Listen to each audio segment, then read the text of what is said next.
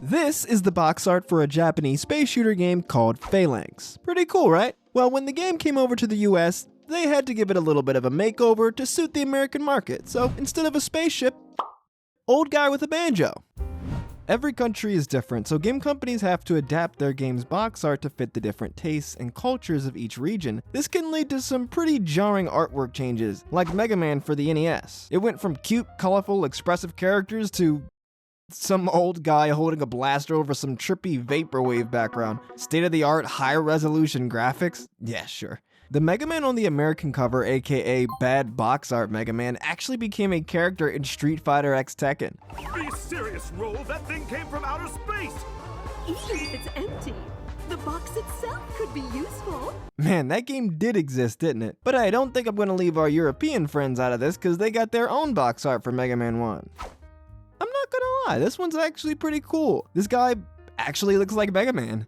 Dr. Wily looks like he's going through it though, yeesh. Eventually the American box art Mega Man began to look like the Japanese version, and the European box art began to use the same art as the American version, albeit with some alterations like Mega Man's expression changing slightly. Having different expressions on the Japanese and American box arts is a staple of the Kirby series. For some reason, American Kirby is always upset. The funny thing is, this wasn't always the case. In the early days of Kirby, while the box arts for America and Japan were different, Kirby still looked happy in both versions.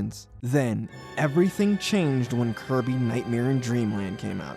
To be fair, this was a remake of Kirby's Adventure, so maybe this was supposed to be the serious, edgy reboot of the franchise, a trend that was all too popular in the 2000s. As of late though, it seems Nintendo has tried to standardize the box art, keeping both the expression and the artwork the same across all regions. Though one of the absolutely weirdest changes they made is with Kirby and the Rainbow Curse for the Wii U. The name of the game is different in the other regions, being called Kirby and the Rainbow Paintbrush in Europe and Touch Kirby Super Rainbow in Japan. But that's not the weirdest part. The weirdest part is in the European box art, the stylus is black instead of white.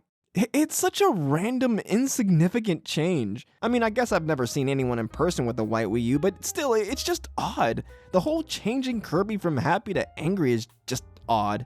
They did the same thing with another Nintendo game directed by Masahiro Sakurai, Kid Icarus Uprising. Pit is smiling in the Japanese version, but mad in the American version.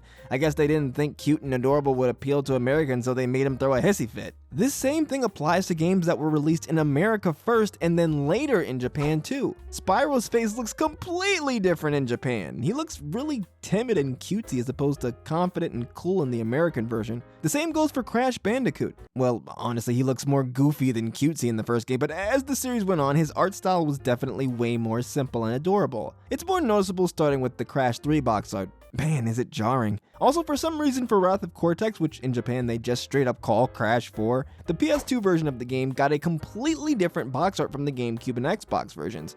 Oh my gosh, is that Crunch? And Coco is just staring into my soul with those basketball-sized eyeballs. The reason for this drastic change with Crash was because originally Sony of Japan wasn't very impressed with Crash, but after Naughty Dog altered his design to fit the style of popular Japanese characters, Sony of Japan decided to go with the game. Though Naughty Dog would have to actually change things in the actual game too. This led to many of the Crash games having Japanese-specific builds with some minor changes to the game's visuals. Japanese Crash is basically a completely different character. In the most recent Crash game, Crash 4, they finally made Japan's box art the same as the rest of the world. However, there's one very strange difference. Crash has 5 fingers. It's really subtle, but you can see the little finger right there. Same goes for Coco. I've heard theories that the reason Crash's number of fingers was changed was because having 4 fingers has some cultural implications in Japan regarding Japanese crime organizations commonly referred to as the Yakuza. One of the practices that the Yakuza do is called yubitsume, which is the act of cutting off the pinky finger of someone who has committed an offense towards a Yakuza member. I guess it would be kind of wild if Crash was part of the Yakuza. Speaking of Yakuza, the Yakuza series has vastly different box arts in Japan compared to the rest of the world. The Japanese box art for the first Yakuza game is pretty sweet, a starkly contrasted black and white image of a kicking Kazuma Kiryu. It's simple but pretty cool. The worldwide version instead has this sick image of Kiryu with his tatted up back facing the camera. The Japanese version is cool, but I think the one the rest of the world got is way more eye-catching. It helps that the background is in black and white, so the colors of the tattoo really stick out. For Yakuza 2, honestly I could go either way. Both the Japanese and worldwide versions are pretty basic, but I guess I'll go with the Japanese version since it has 2 people on the cover instead of 1. Kiryu and the antagonist of the game, Ryuji Goda. Now, I know a lot of people think this is a clear win for Japan with Yakuza 3, but honestly, I don't know.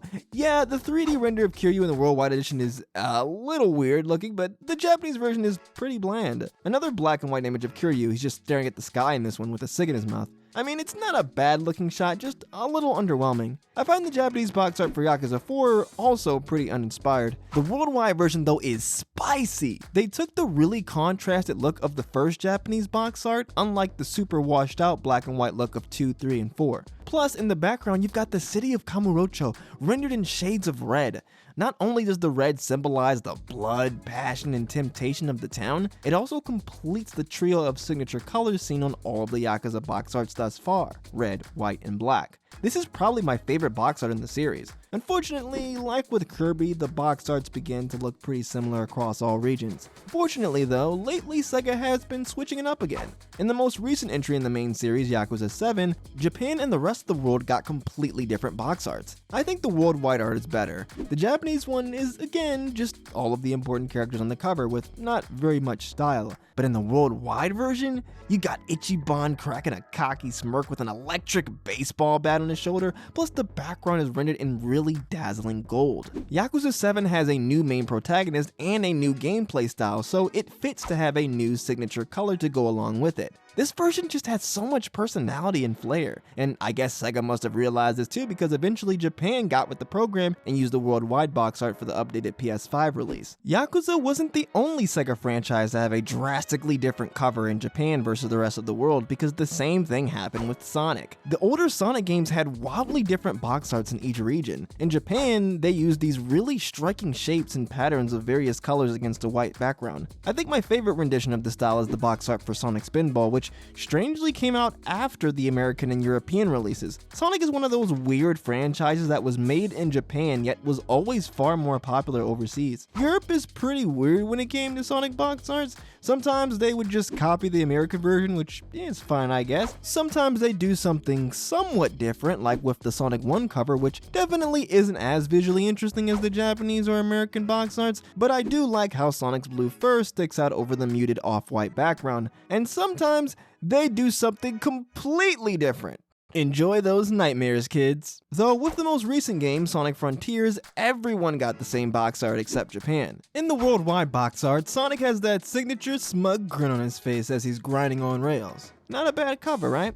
Though, honestly, I prefer the Japanese art. Instead of being overconfident, he's serious, about to run off into a wide and unknown world. The tone of the game is a bit more serious than a lot of the recent 3D games, so I think it fits. I think going for a standardized box art worldwide certainly makes the most sense, right? It's less work and it gives the series more cohesiveness, but I'm not gonna lie. I love seeing the unique differences, big or small, in the various individual box arts of each country.